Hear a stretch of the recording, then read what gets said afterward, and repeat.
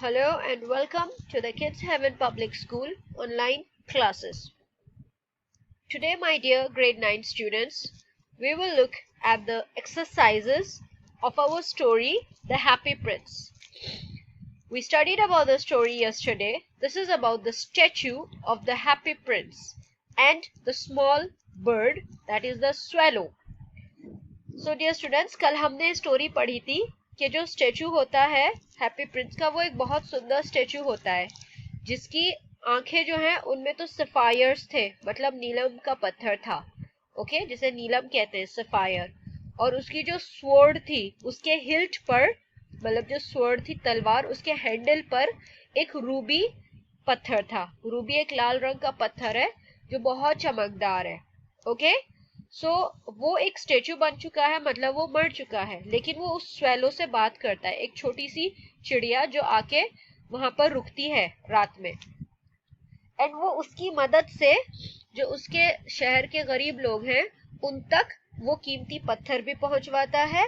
साथ में ही उसकी जो बॉडी थी स्टेचू की, उसपे पूरे पे सोने की मतलब अलग अलग पर्ट्स थी, मतलब लाइक लीव्स की तरह उसके जो ड्रेसेस थे, उसकी जो स्वॉर्ड का कवर था, वो सब कुछ सोने का बना हुआ था। सो वो सब उतार कर उसे दिया था कि वो जितने भी गरीब लोग हैं उन सबको दे आए, okay. Okay, so now let us begin the first part of the exercise, which is think about it. Now question 1. Why do the courtiers call the prince the happy prince? Is he really happy? What does he see all around him? अब जो happy Prince के महल जो था ना, उसमें जो रहने वाले थे, उसके साथ जो थे सब, वो उसे हैप्पी प्रिंस क्यों कहते थे? क्या वो सच में खुश था? और एक स्टेचू बनने के बाद जो, मतलब उसने चारों तरफ अपनी सिटी में क्या देखा? The courtiers called the prince the happy prince because he lived in the palace where sorrow was not allowed to enter. He did not know what tears were, and sorrow was not allowed to enter his palace. He was really happy because he was brought up in luxurious surroundings. For this reason, the courtiers called him Happy Prince. अब देखें, palace में रहता था, palace means महल, ठीक है। सो वो एक palace में जब रहता था, वहां पर तो दुख होता ही नहीं है। उसे ये भी नहीं पता कि आंसू क्या होते थे या दुख तकलीफ क्या होती है। वो पैलेस में दुख को आने ही नहीं देते थे, ठीक है। इसे इस तरह से डिस्क्राइब किया जा रहा है जैसे वो कोई इंसान है कि दुख को आने नहीं देते, हालांकि वो एक फीलिंग है, ठीक है, कि ऐसी कुछ प्रॉब्लम ही नहीं होती थी जिससे कि हैप्पी प्रिंस दुखी होता। एंड वो बहुत खुश था क्योंकि ही वॉज ब्रॉट अप, मतलब उसकी वो जो बड़ा हुआ है ना, लग्जरियस सराउंडिंग्स में हुआ है। अब लग्जरियस क्या होता है? किसी चीज की कमी नहीं होती, ऐशो आराम में वो बड़ा हुआ है, और इसी वजह से उसे हैप्पी प्रिंस कहा जाता था। When the prince died and his statue was set up in the city square, he could now see the reality of life from that height. He could see the misery of the poor and the pitiable condition. He could feel the pain his people were suffering from.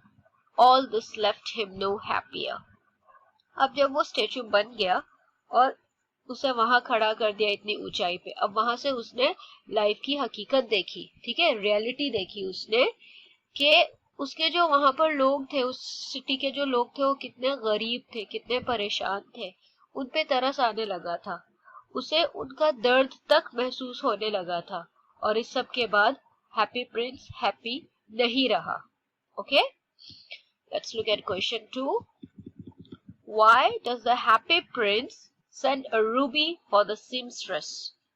What does the swallow do in the seamstress house?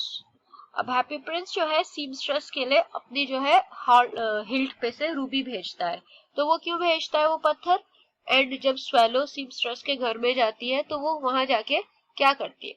So the prince wanted the swallow to pick out the ruby from his sword hilt and take it to the poor seamstress because he saw the poor woman's son was seriously sick.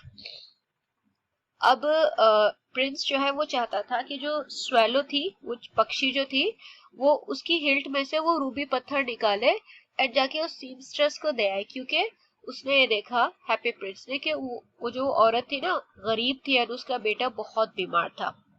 He was crying on his bed. वो अपने bed पे लेटा हुआ रो रहा था. The boy was asking for oranges. उसे oranges चाहिए थी. But the woman could not afford. ठीक है, अफोर्ड मीन्स मतलब उसकी इतनी हैसियत नहीं थी कि वो ऑरेंजेस खरीदती, वो गरीब थी. Therefore the happy prince sent a ruby for her.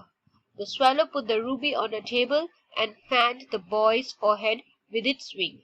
तो swallow जब वहां पर जाता है वो जो पत्थर है रूबी उसे टेबल पे रख देता है सीमस्ट्रेस के पास, एंड जाके जो लड़का बीमार था उसके फोरहेड पे मतलब उसके माथे पे अपने पंखों से हवा करता था.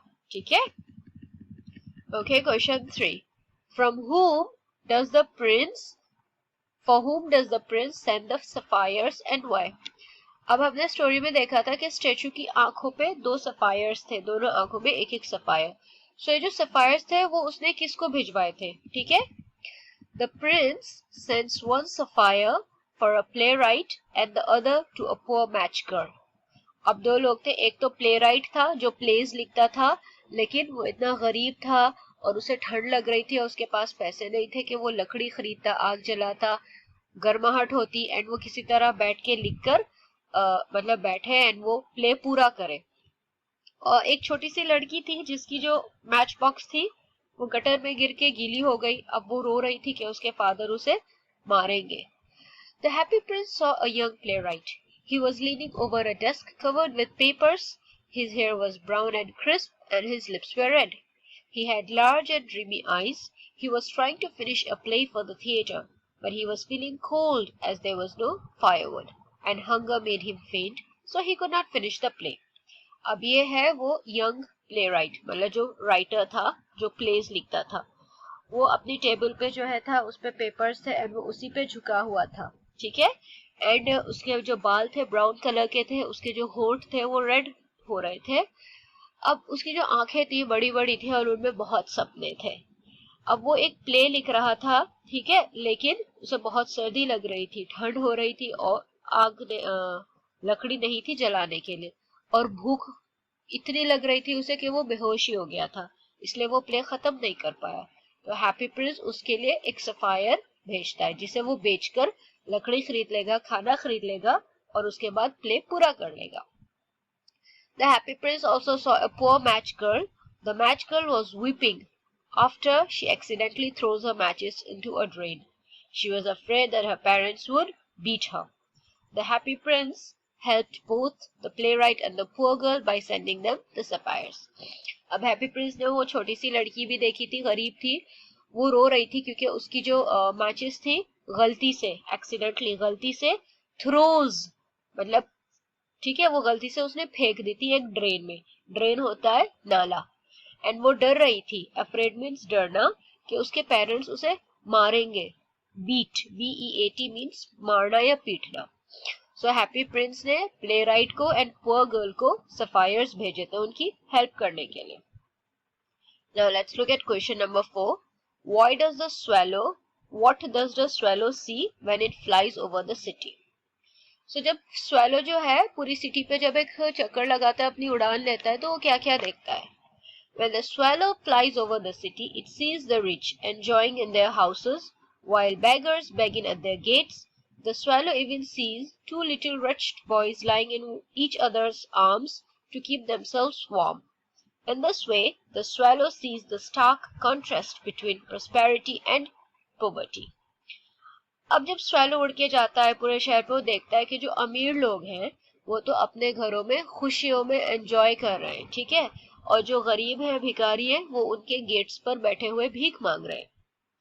स्वैलो ने ये भी देखा कि 2 बहुत बेचारे 2 लड़के थे छोटे, वो एक दूसरे से लिपटे पड़े थे अपने आप को गर्म रखने के लिए, क्योंकि बहुत सर्दी थी. एंड इस तरह से स्वैलो को ये दिखता है कि कितना फर्क है उस अमीरी में और गरीबी में. The swallow was a nice bird. He wanted to go to Egypt with his friends.